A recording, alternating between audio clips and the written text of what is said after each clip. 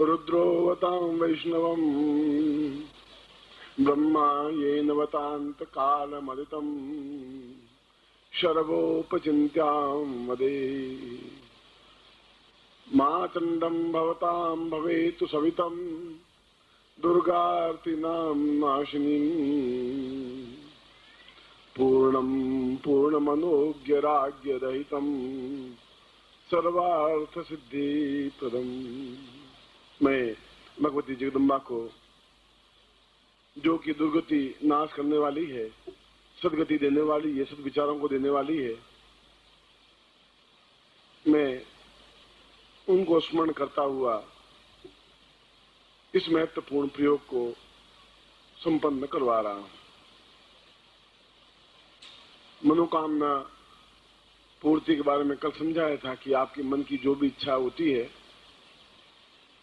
उसको पूर्णता देने के लिए शास्त्रों में विधान है, और मैं भी करता हूं। ऐसा नहीं है कि आप ही करते हैं। जो भी कामनाएं होती हैं, और कामना रखना अपने आप में कोई दोष नहीं है। जिसके मन में कामना ही नहीं, इच्छा ही नहीं है, वो तो मरने हुए आदमी के बराबर है। मृत आदमी की कोई इच्छा नहीं होती। हमारी तो इच्छाएं हैं और इच्छाएं रहेंगी। ढोंग करने वाले कहते हैं कि हमारी कोई अब इच्छा नहीं है, हम बिल्कुल ऐसे हो गए हैं, हम वीतरागी हैं, हम बच्चे साधु हैं, हम सन्यासी हैं, हम योगी हैं बच्चे, अब हम बुढ़ापे में आ गए हैं हमारे। ये सब पाखंड की बातें हैं, ढोंग की बातें। मेरे मन में इच्छा है कि मेरे शिष्यों को पूर्णता देनी है, तो मुझे भी भगवती जगदम्बा के उस प्रयोग को संपन्न करना पड़ेगा। और कामनाएं, इच्छाएं, भावनाएं, ये तो जीवन के एक आवश्यक तत्व हैं। बचपन से लगा करके जब बालक पैदा होता है तब उसकी इच्छा होती है कि मैं मां के दूध को पीऊं। केवल 4 घंटे का बालक, उसके मन में इच्छा भी प्रारंभ होती है और वो टटोलने की कोशिश करता है कि मुझे मां का दूध किस जगह से मिल सकता है। उसको कोई स्कूल में नहीं पढ़ाया जाता। और जीवन के अंतिम क्षण में जब सांस रुक जाती है तब भी उसकी इच्छा होती है कि मैंने जिंदगी में बहुत पाप किए हैं, मैंने कभी दान नहीं दिया, कभी गुरु सेवा नहीं की, कभी गुरु चरणों में बैठा नहीं, कभी देवताओं की अर्चना नहीं की, और मैं अब आज जा रहा हूं, या मुझे मोक्ष मिले, सदगति मिले, भगवान के दर्शन हो। इच्छाएं तो इस पूरे जन्म से लगा करके मृत्यु तक में जीवन की इच्छाएं होती हैं। मगर ये विधान एक अलग है। शास्त्रोक्त विधान में केवल, जहां तक मेरा अनुभव है, 2 सिद्धांत ही काम करते हैं। किसी भी देवता के प्रति, या किसी भी गुरु के प्रति, या कभी शिष्य के प्रति, या पत्नी के प्रति, या पति के प्रति, खास तौर से साधना के क्षेत्र में, तो श्रद्धा और विश्वास के बिना सिद्धि और सफलता नहीं मिल सकती। आप कह रहे हम बहुत श्रद्धा रखते हैं गुरुदेव, हम तो विश्वास है मैं कल मैंने आपको बताया कि आप संशय असंशय के झूले में झूलते रहते हैं। विश्वास करते हैं, फिर आप एक बार साधना करते हैं, असफलता मिल जाती है आपको। मैं भी मानता हूं आपको असफलता मिलती है। ये कोई जरूरी नहीं कि पहली बार में मैं एवरेस्ट की चोटी पे चढ़ जाऊं। तेंजिंग 17 बार चढ़ा, 16 बार तक फिसला, टांग टूट गई, और उसके बाद भी 17वें बार एवरेस्ट पे चढ़ा। हर बार बाबर ने भारतवर्ष पर 17 बार चढ़ाई की, 17 बार हारा, और 18वीं बार पृथ्वीराज चौहान को बंदी बना दिया। जीवन में असफलताएं तो मिलेंगी ही, ये इस बात से घबराने की जरूरत नहीं है। ये रास्ता उन लोगों के लिए है ही नहीं जो कायर हैं, जो असफलताओं से घबरा जाते हैं। क्योंकि जब मन संशयग्रस्त होगा तो सफलता नहीं मिल पाती। या तो पूरा 1 साल भर, 2 साल आप मुझे टेस्ट करते रहे, पूरा विश्वास करें 2 साल में मरूंगा नहीं मैं, अगले 2 साल में आप भी मरेंगे नहीं, ये बात तो गारंटी है। टेस्ट कर लेते हैं एक बार, या तो गुरु ये फ्रॉड है, झूठ है, छल है, कपट है, ऐसा सोच लेंगे, निर्णय कर लेंगे, और या साधना में सिद्धि मिलती ही है। उस बीच में सैकड़ों बाधाएं आएंगी। एक बार साधना करेंगे असफलता मिल जाएगी, 2 बार करेंगे फिर भी असफलता मिल सकती है। इसलिए मिलती है कि 2-3 हेतु होते हैं। मैंने खुद ने भी संन्यास जीवन जब प्रारंभ किया तो मन बड़ा संशय असंशय था। 3 दिन तक मैं बराबर मंथन करता रहा, जाऊं नहीं जाऊं, जाऊं नहीं जाऊं। एक तो मैं विचार कर रहा था कि तुम बिल्कुल पागलपन कर रहा है। मेरे चाचा, मेरे संबंधी, मेरे परिवार वाले सारे मेरे विरोध में खड़े थे डट करके कि इससे बड़ा पागलपन कुछ नहीं होता। और मैं भी असंशय के झूले में झूल रहा था। मगर मैं सोच रहा था कि रास्ता मेरा वो है, ये रास्ता मेरा है नहीं। मैं ग्रस्त को छोड़ नहीं रहा हूं, मगर इस ग्रस्त में रह करके मैं जीवन में सफलता नहीं पा सकूंगा। मैं जो चाहता हूं वह नहीं हो पाएगा। और इसके लिए मैंने कोई झूठ का आश्रय भी नहीं लिया।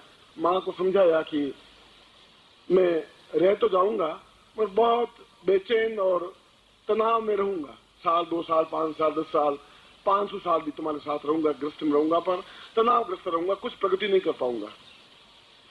मेरे जीवन का लक्ष्य ये है नहीं।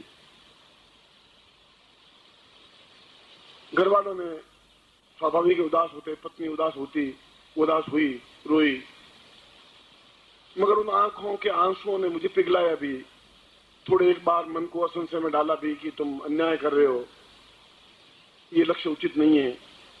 उसके बाद भी एक निश्चय यही था कि जो भी होगा देखा जाएगा। एक बार तो नाव को समुद्र में डालनी पड़ेगी, डूब जाएंगे तो डूब जाएंगे, उसमें क्या बात होगी, और पहाड़ लग जाएंगे तो लग जाएंगे।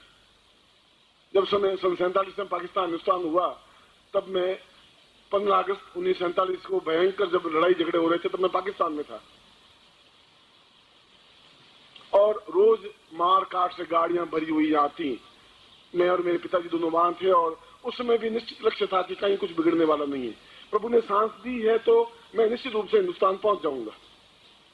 और प्रभु सांस लेना ही चाहता है तो कहीं भी ले लूंगा, दरवाजा बंद करके बैठ जाऊंगा तब भी ले लूंगा।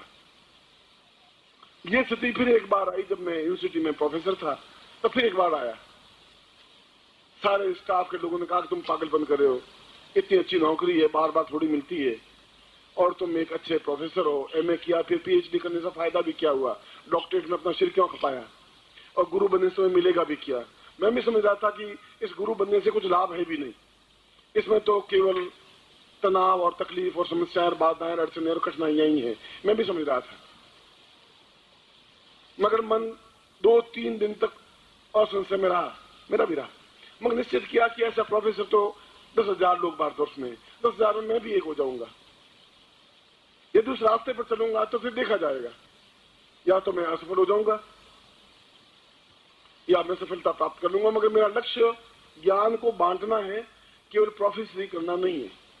इतनी अच्छी नौकरी को ठोकर मार करके निकलना मूर्खता थी समाज के माइंड में। मेरा माइंड अपनी जगह स्पष्ट था, क्लियर था, दो टूक था। एक चुनौती थी, एक मार्ग में बाधा थी, और ऐसे क्षण आते हैं जिंदगी में जब आदमी निर्णय नहीं ले पाता, क्या करें क्या नहीं करें। कल प्रयोग में इसीलिए आपको संपन्न करवाया था। और मेरे तो उस समय न तो कोई ट्रेन थी, न कोई बस थी, न जंगल में कोई रास्ता था, न कोई पगडंडी थी, न पता था कि मुझे किस जगह जाना है, और ये भी पता नहीं था कि कौन साधु मिलेगा, सन्यासी मिलेगा, क्या होगा क्या नहीं होगा। मगर एक विश्वास था कि ईश्वर है, प्रभु है, और कुछ विशेष कारणों से मेरा निर्माण हुआ है। आपका भी निर्माण भगवान ने कुछ विशेष कारण से किया है। आप मुझसे जुड़े हैं, आप मेरे पास आ रहे हैं तो कोई कारण है, कोई हेतु है। इसलिए जब आप कहते हैं कि मैंने दीक्षा ली असफल हुआ, तो आपसे भी ज्यादा दुख मुझे होता है। मगर आप उसके बाद मंत्र जाप को पूर्ण क्षमता के साथ करते नहीं है। ग्रस्त मैं भी हूं, अगर मैं साधना में बैठूंगा तो पूर्ण फिर कट ऑफ होके बैठूंगा। मंत्र जाप साधना मुझे भी रात को करनी पड़ती है, ऐसा नहीं कि आप ही कर लेंगे। मैं ही कोई मतलब हिमालय की चोटी पर बैठ गया हूं। मैंने भी संन्यास लेने के बाद 3 साल तक असफलताएं मिलती रही, साधना करता रहा, असफलता मिलती रही। दीक्षा के बाद भी मैंने कल आपको उदाहरण देकर समझाया था कि 90% आपको पहुंचा देता हूं, साफ साफ बताया था। 10% आपको उस पगडंडी में चलना पड़ेगा जिसको श्रद्धा और विश्वास कहते हैं। आप मेरे पर मत करिए विश्वास, श्रद्धा पर, अपने ज्ञान पर, अपने आप पर तो करिए। आपको ये तो मालूम है कि मैं हूं, जिंदा हूं, बस ये आप अपने आप पर विश्वास कर लीजिए, फिर भी बहुत बड़ी बात हो जाएगी। साधना के क्षेत्र में भी यही बात। मैंने आपको जिंदगी में धोखा नहीं दिया है, झूठ नहीं बोला है, आपका छल नहीं किया है, आपको प्यार ही बांटा है। और प्यार करने पर भी क्या मिल जाता है? जो प्रेमी प्यार करते हैं उनको मिलता क्या है? उनको आंसू मिलते हैं। प्रेमिका भी रोती रहती है, एक जगह बैठी हुई, प्रेमी रोता रहता है, आंसू, उच्छ्वास और बेचैनी, तड़फ और रातों की नींद खराब करना। इसके अलावा प्यार में मिलता भी क्या है? फिर भी लोग करते हैं, क्योंकि इस प्यार में मिलने का कुछ है ही नहीं, मगर ये जीवन का एक मिठास, एक आनंद है। गुरु से जुड़ने के बाद में और कोई मिले, मगर एक आनंद है। क्योंकि ऐसा तो हो नहीं सकता कि मैं आपको मंत्र दूं और उसमें कोई खोट हो, ऐसा संभव नहीं है। मैं कोई साधना दूं और उसमें कोई न्यूनता हो, ऐसा संभव है ही नहीं। मैं तो पूर्ण क्षमता के साथ बांटता हूं, आप पूर्ण क्षमता के साथ लेते भी हैं, मगर उस पर गतिशील नहीं हो पा रहे हैं। इसलिए साधना के क्षेत्र में भी मैं आपको, हारिए मत, थोड़ा जूझिए। कोई भी दाना खेत में डालेंगे तो गेहूं का दाना उगेगा ही उगेगा। हो सकता है कि टेढ़ा दाना गिर गया तो 4 महीने बाद उसकी कॉम्पल बाहर आएगी, सीधा दाना गिर गया तो 5 दिन बाद आ जाएगी, मगर दाना खत्म नहीं होगा। क्योंकि मैंने जो दाने बोए हैं वे घटिया दाने नहीं है, उच्च कोटि के दाने हैं।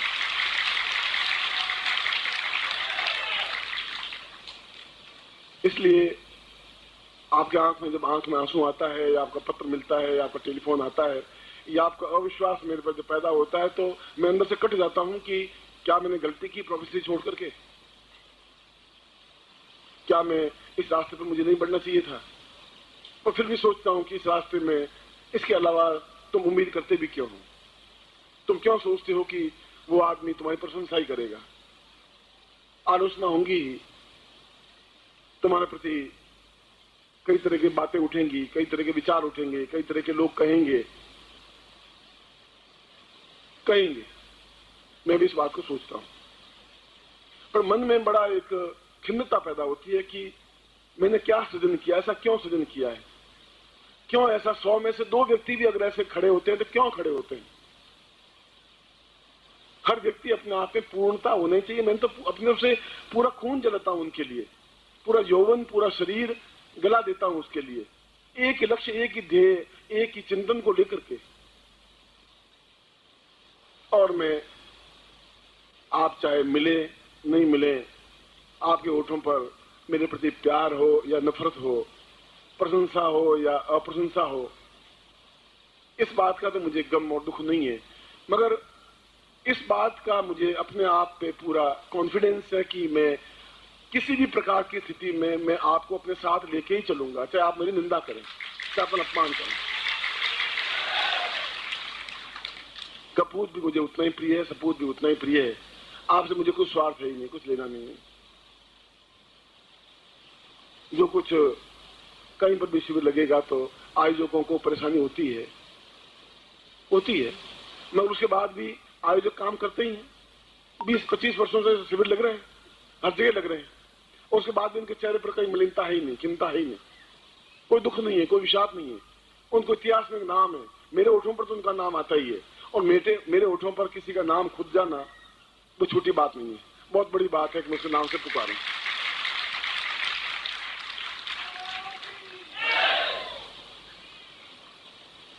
आप बराबर जो मंत्र दूं, जो साधना दूं,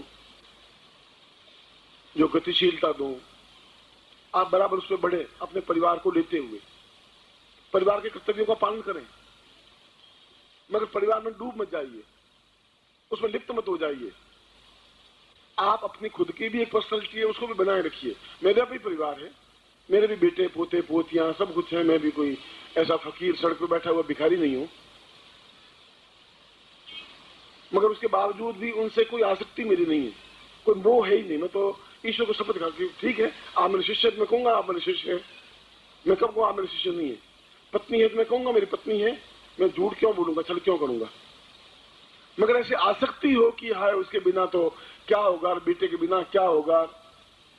बस मेरे जीवन में 2 के सामने मेरे सिर झुकता है, एक ईश्वर के सामने, एक गुरु के सामने, तीसरे सामने मेरे सिर झुकाए नहीं। ऐसा ही चाहता हूं।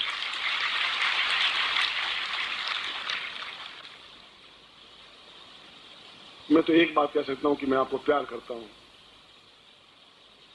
इसके आगे कोई शब्द है ही नहीं। शायद मैं बहुत अधिक चाहता हूं और आप कितना अधिक चाहते हैं इसकी तो कोई तुलना नहीं। मैं शायद इतना कर ही नहीं सकता हूं आपके लिए, जितना आप मेरे लिए प्यार, जितना स्नेह, जितना अटैचमेंट दे रहे हैं, मैं शायद 100वां हिस्सा भी नहीं दे पा रहा हूं।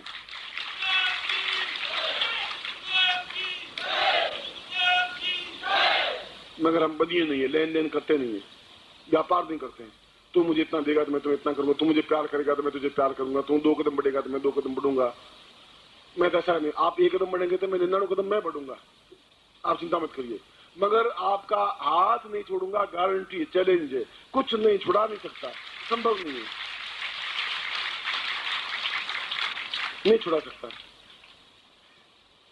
गुरुदेव भी झूठते हैं तो बड़ी नम्रता आंख नीचे करके उनको भी कहता हूं कि जो कुछ नहीं हुआ है वो करूंगा मैं, गुरुदेव करूंगा, मगर मैं सही कर रहा हूं। मैं उनको ऐसे कीड़े नार के कीड़े बना करके नहीं रखूंगा, आखिर उनमें कुछ तो विशेषता भरूंगा ही भरूंगा, कुछ तो करूंगा ही। और जो अपने आप में एबनॉर्मल काम करते हैं वही अपने आप में युग पुरुष कहलाता है, वही अपना व्यक्तित्व कहलाता है। सीधे साधे जीवन में जीना ही क्या है, कांटों भरे रास्ते पर चलना अपने आप में जिंदगी है, वो अपने आप में एक आनंद है।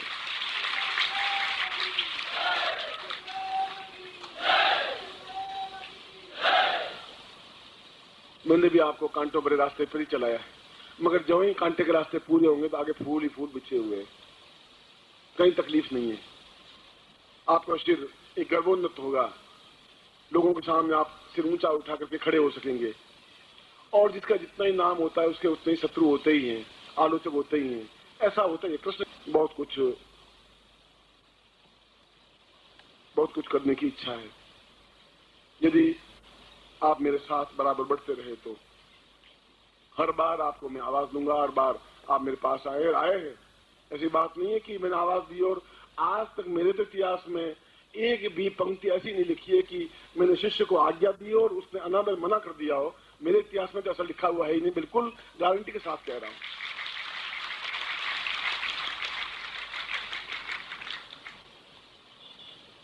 कई बार मन में सोचता हूं कि मैं क्यों इसको आज्ञा दे रहा हूं, तकलीफ लेना ही नहीं चाहता। मगर मैं सोचता हूं कि अगर शिष्यों को काम नहीं सौंपूंगा तो फिर किसको सौंपूंगा।